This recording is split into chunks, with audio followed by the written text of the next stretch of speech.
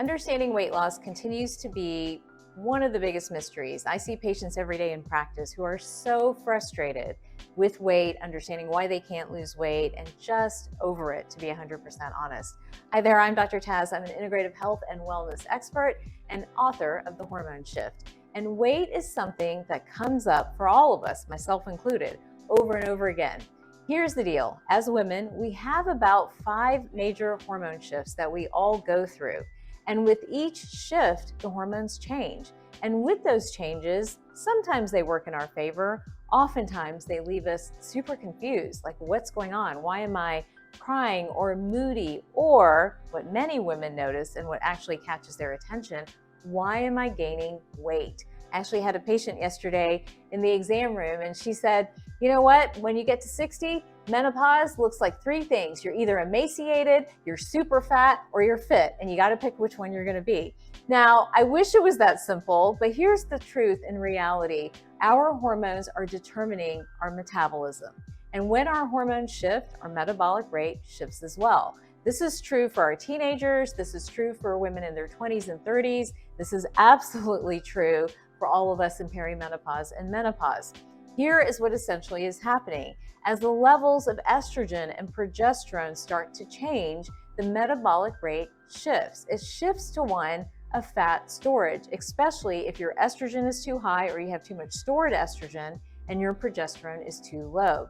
As those two hormones are shifting, testosterone is usually involved somewhere in the mix, but all of the hormones together work to change where we put weight on and where we're holding on to weight in our bodies. Now, here's the good news. You can solve the weight gain issue. You just have to understand all the factors at play. So get ready. We're going to break them all down. The number one factor at play in hormonally based weight loss is stress. I know you were waiting for a fancy lab value or a complicated plan, but here's the honest truth, especially as I practice longer and longer. Stress hormones and the rise in cortisol do so many different things. It disrupts sleep, it really messes with our blood sugar, and it tells the body that they are in a panic mode and they need to hold on to every nutrient possible. Well, we have to learn to beat stress, and a starting point is to sleep. I love making sure, in fact, it's a priority for me to really make sure my patients and myself that we're sleeping deeply. We're falling asleep, we're staying asleep, we're solving things like hot flashes or night sweats that come with hormone shifts. This is why I love Sleep Savior, because it's a combination of magnesium, melatonin, and magnolia bark all put together to help us bring cortisol levels down. Now, as those cortisol levels shift downwards, then we in turn can see lower levels of blood sugar, a more stable insulin level, and an easier time getting rid of hormonally based weight.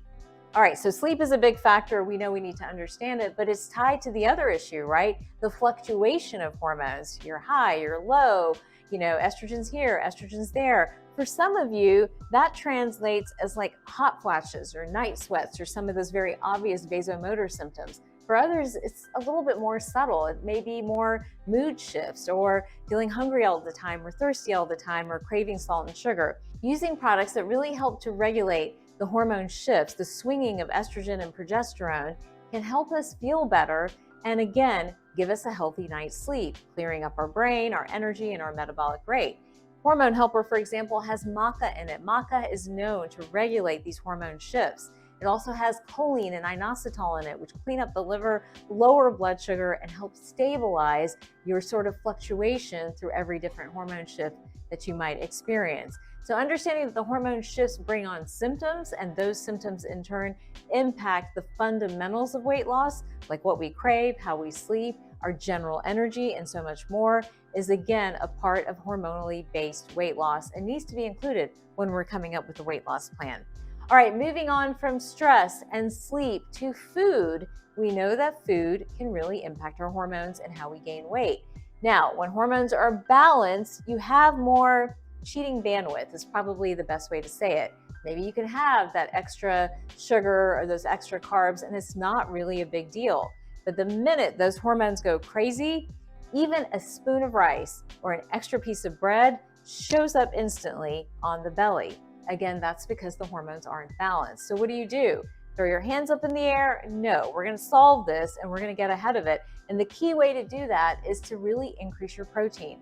So you want to up your protein. This salad, for example, has about 20 to 30 grams of protein between the lean protein, the pumpkin seeds, a little bit of cheese in there that's easy to digest. I believe this is feta, and all of that's giving us about 20 grams of protein.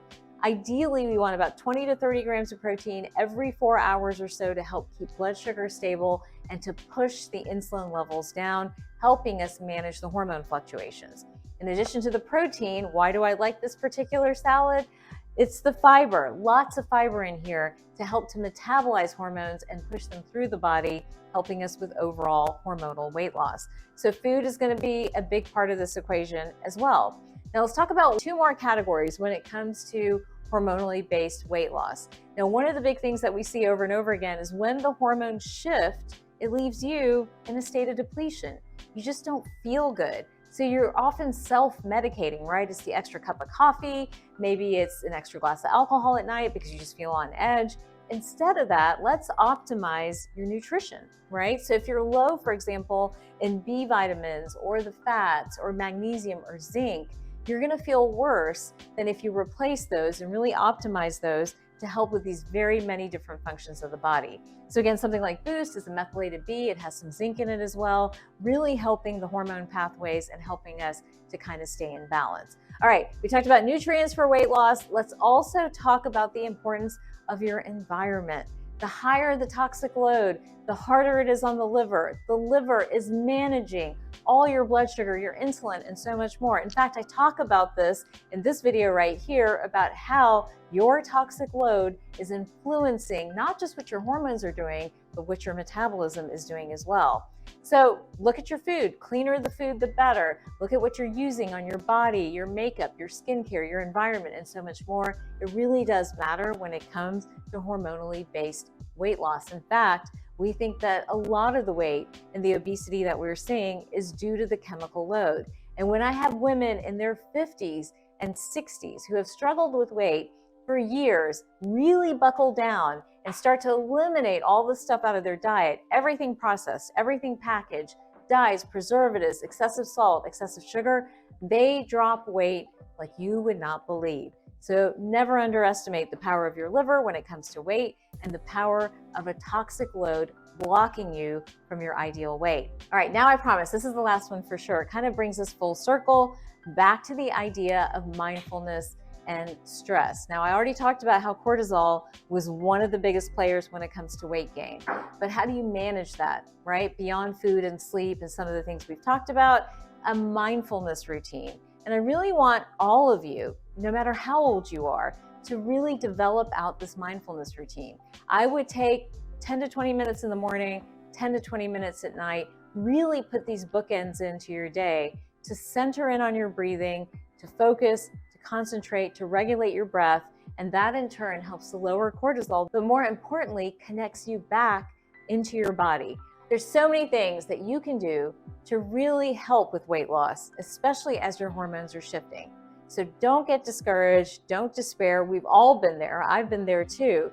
And things really do turn around when you buckle down and focus on sleep and stress and food and movement, your toxic load, and a mindfulness routine, and so much more.